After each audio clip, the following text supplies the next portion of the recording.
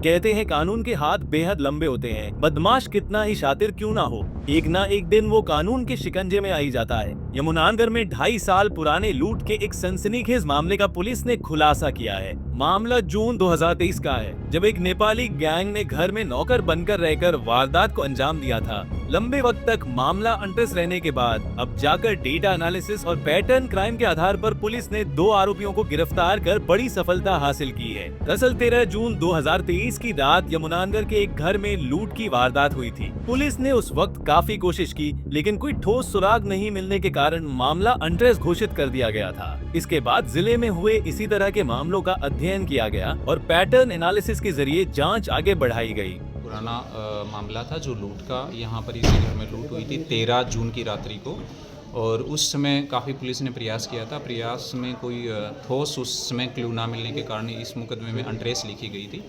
तो 2.5 साल तक लगातार इस टाइप के जो पैटर्न क्राइम हुए हैं उसका पैटर्न चेक करके आगे इसको डाटा एनालिसिस किया गया, और इसमें अभी एसपी महोदय यमुनानगर ने उनके दिशा निर्देशन में और एएसपी साहब के कुशल नेतृत्व में एक एसआईटी का गठन किया गया था, जिसमें सर केस था क्या ये घर पर नौकर बनकर एक लड़का रहता है, नेपाल से जो आया था, इस घर पर नौकर बनकर रहा और उसने 2.5 महीने तक यहाँ काम करके फिर एक दिन नशीला पदार्थ परिवार वालों को खिलाकर और अपने 4 अन्य साथी बुलाकर उनके साथ लूटपाट की थी।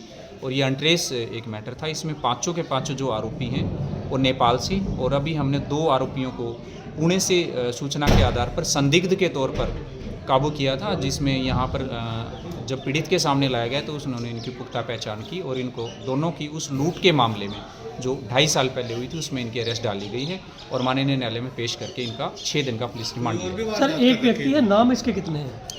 ये यहाँ भरत नाम से रह रहा था। इसमें इसका असली नाम हरी बोरा है, हरीश भी है, इसका नाम हिमू सरकार भी है। इस प्रकार इसने काफ़ी जितनी जगह ये जाता है काम करने के लिए अलग अलग नाम से ये अपना नाम रख लेता और उसी से काम करना शुरू कर देता। कितने की लूट हुई थी सर?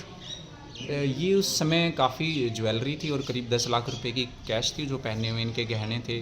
मालिक और मालकिन के यहाँ के उनके ये सारा उतरवा के उनके साथ मारपीट करके ये ले गए थे। तो आपने बताया वारदात का तरीका क्या था?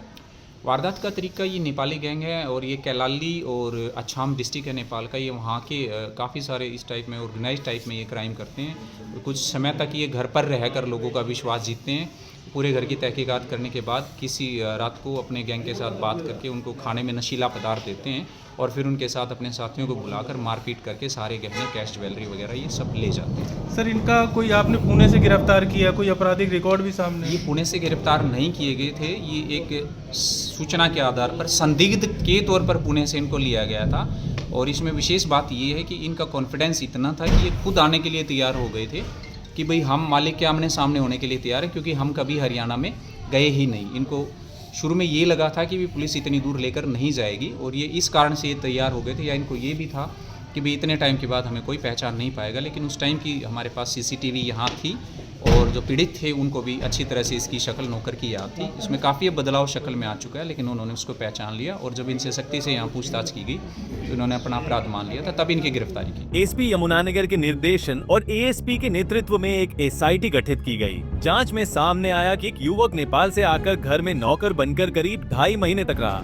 इस दौरान उसने परिवार का विश्वास जीता और पूरी रेकी की। फिर एक रात परिवार को खाने में नशीला पदार्थ खिलाकर अपने 4 साथियों को बुलाया और लूट को अंजाम दिया। वहीं जैसे ही अब पुलिस को सुराग मिला तो यमुनानगर पुलिस ने पुणे से 2 संदिग्धों को हिरासत में लिया। पीड़ित के सामने पेश करने पर उनकी पुख्ता पहचान हुई, जिसके बाद दोनों को इस मामले में गिरफ्तार कर लिया गया। कोर्ट में पेश कर आरोपियों का 6 दिन का पुलिस रिमांड लिया गया है। यमुनानगर से सुरेंद्र मेहता, पंजाब केसरी टीवी। हमसे जुड़े रहने के लिए हमारे YouTube चैनल को सब्सक्राइब करें और नई वीडियो की नोटिफिकेशन के लिए बेल आइकॉन को दबाएं। अगर आप ये वीडियो Facebook पर देख रहे हैं तो लाइक जरूर करें और ज्यादा से ज्यादा शेयर करें। धन्यवाद।